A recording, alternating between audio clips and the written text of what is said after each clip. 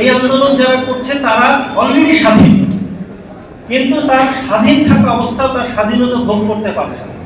আমরা কোন হিন্দু, মুসলিম, বৌদ্ধ, খ্রিস্টান, পাহাড়ি, সমতল হিসাবে কাউকে আইডেন্টিটি করতে চাই না। প্রতিটি মানুষের ধর্ম পালনের ক্ষেত্রে নিরাপত্তা বিধান করতে হবে। আমাদের যে প্রেক্ষাপটে হয়েছে খুব গুরুত্বপূর্ণ বিষয়টা, সেটা হলো ৭১-এর প্রেক্ষাপটটা ছিল আমরা এক ধরনের একটা পরাধীনতার মধ্যে ছিলাম। পরাধীন জাতি তার স্বাধীনতার জন্য সংগ্রাম করেছে। এই স্বাধীনতা অর্জনের জন্য তার যে জীবন দিয়েছে, ওই সময় মানুষের চাহিদা ন্যূনতম একটা স্তরে ছিল। আজকের প্রেক্ষাপটে যখন আমরা আন্দোলন দেখেছি, এই আন্দোলন যারা করছে তারা অলরেডি স্বাধীন, কিন্তু তার স্বাধীন থাকা অবস্থা তার স্বাধীনতা ভোগ করতে পারছে না। মেন্টালিটি আমরা ৭১ পূর্বের প্রজন্মের মেন্টালিটি আর বর্তমান প্রজন্মের মেন্টালিটি সম্পূর্ণ ভিন্ন। এখনকার প্রজন্ম তারা সহজেই সারা পৃথিবীর সাথে কানেক্টেড। আপনি যত কিছু এখানে বলেন তারা গুগলে গিয়ে সারা পৃথিবীতে সেই বিষয়টা ভেরিফাই করতে পারে। এই জেনারেশনকে আমি একই ওয়েতে যদি ট্রিট করতে চাই, তাহলে আমরা এই জাতি কোনোদিন অগ্রসর হতে পারবো না। আমাদের চেষ্টা হচ্ছে, আমি আমাদের সংস্কার কমিশনের কার্যাবলী এবং সংস্কার কমিশন কি করবে সেটা নিয়ে আমি আজকে ব্যক্তিগতভাবে এসেছি। আমি সংস্কার কমিশনকে রিপ্রেজেন্ট করছি না।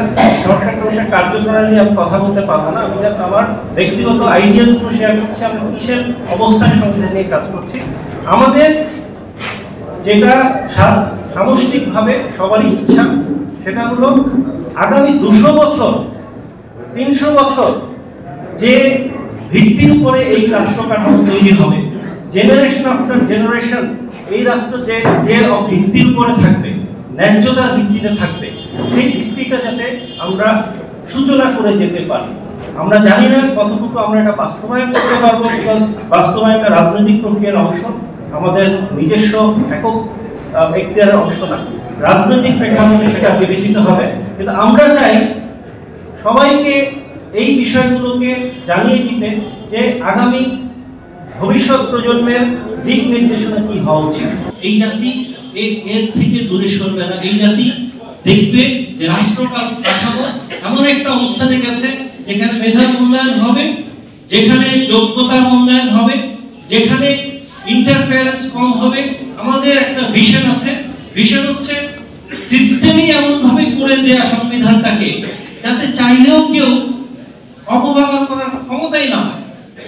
যেমন যে সংবিধানটিকে যেভাবে সংশোধন করে হত্যা করা হয়েছে, যে সেক্ষেত্রে বক্তব্য এসেছে আসলে এই বর্তমান সংবিধান একটি মানুষকে স্বৈরাচারে রূপান্তরিত করতে বাধ্য করে। এই বিষয় সারা বাংলাদেশের মানুষ আজকে ঐক্যবদ্ধ এবং একমত পোষণ করছে।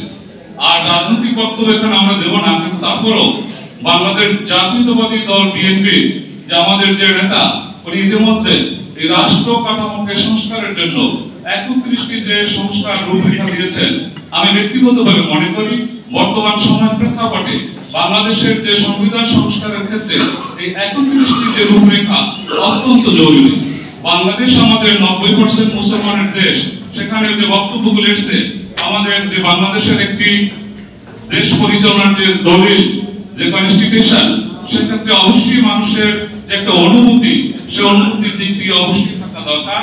পাশাপাশি আমাদের সাম্প্রতিককালে আমরা যে একটি সংখ্যালঘু সম্প্রদায় হিসাবে যে বক্তব্যটি আসে বিভিন্ন দিক থেকে, যে তাদের সংরক্ষণ আইন চাই, কিন্তু আমাদের দিক থেকে বক্তব্যটা এসছে আমাদের বাংলাদেশে আমরা কোন হিন্দু, মুসলিম, বৌদ্ধ, খ্রিস্টান, পাহাড়ি, সমতল হিসাবে কাউকে আইডেন্টিটি করতে চাই না।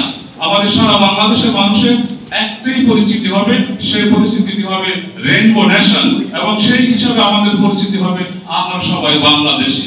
সেই বাংলাদেশের মধ্যে থেকে আজকে যারা সংখ্যালঘু হিসাবে মনে করেন, আমরা মনে করি আপনাদের এই ধরনের কোনো কিছু মনে করার দরকার নাই। যে বিএনপির তরফ থেকে ৩১টি সংস্কারের প্রস্তাব এসেছে, তার মধ্যে ১৬ নম্বর একটি সংস্কার, সেখানে স্পষ্টভাবে বলা হয়েছে যে বাংলাদেশে প্রতিটি মানুষের ধর্ম পালনের ক্ষেত্রে নিরাপত্তা বিধান করতে হবে। যদি এই দিকটি আমাদের পবিত্র সংবিধানে যদি অন্তর্ভুক্ত হয়, তাহলে আপনাদের যে আন্দোলন, যে সংগ্রাম, সেটির কোনো আবশ্যকতা থাকবে না।